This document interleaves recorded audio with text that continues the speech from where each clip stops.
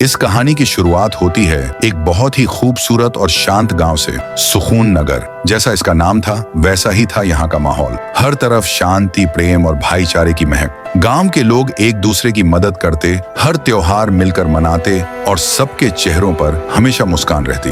इस गांव का रक्षक था महाराज रायस्टार। जब तक रायस्टार था, कोई भी दुश्मन सुकून नगर की ओर आंख उठाकर देखने की हिम्मत नहीं करता। उसी गांव में रहता था एक वैज्ञानिक, डॉक्टर साहूर, एक सीधा साधा, बहुत ज्ञानी और नेक दिल इंसान। उसका सपना था ऐसी दवा बनाना जो मरे हुए पेड़ पौधों में फिर से जान डाल सके। वो हर रात अपने छोटे से लैब में काम करता, पौधों से बातें करता और उन्हें जिंदगी लौटाने की कोशिश करता। फिर एक रात कुछ ऐसा हुआ जो उसके जीवन को हमेशा के लिए बदल गया। जब पूरा गांव गहरी नींद में था, तभी डॉक्टर साहूर की लैब में जोरदार विस्फोट हुआ। धुएं का गुब्बार उठने लगा। गांव वाले घबरा गए और भागकर लैब की ओर पहुंचे। वहां जो उन्होंने देखा, उससे सबके रोंगटे खड़े हो गए। डॉक्टर साहूर अब इंसान नहीं रहा था। उसका शरीर लकड़ी जैसा हो गया था, चेहरा डरावना, आंखें चमकदार और हाथ पांव पेड़ की टहनियों जैसे। गांव के लोग डर गए। उन्होंने उसे जंजीरों से बांध दिया और सुबह होते ही रायस्टार को बुलाया। रायस्टार आया और पूछा, इसने क्या गलती की है? लोग बोले, ये अब इंसान नहीं रहा, ये हमें भी अपने जैसा बना देगा, इसे गांव से बाहर करो। डॉक्टर साहूर चुप था, लेकिन अंदर से उसका दिल टूट चुका था। रायस्टार ने मजबूरी में उसे अपनी बाइक पर बैठाया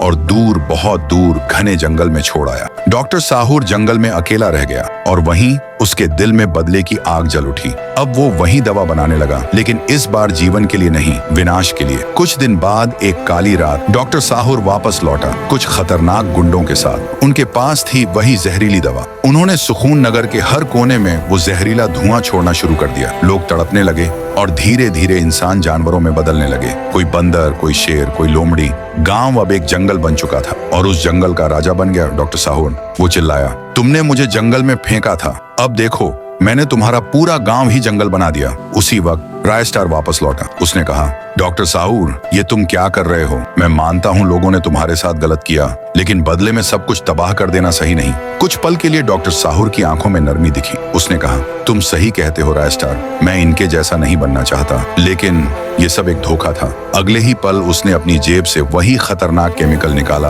और सीधे रायस्टार पर फेंक दिया। धुएं के बादल छा गए। रायस्टार की आंखों के सामने अंधेरा छा गया। जब धुआं छौंटा तो रायस्टार अब इंसान नहीं रहा, वो एक शेर जैसे रौद्र प्राणी में बदल चुका था। डॉक्टर साहूर जोर जोर से हंसने लगा।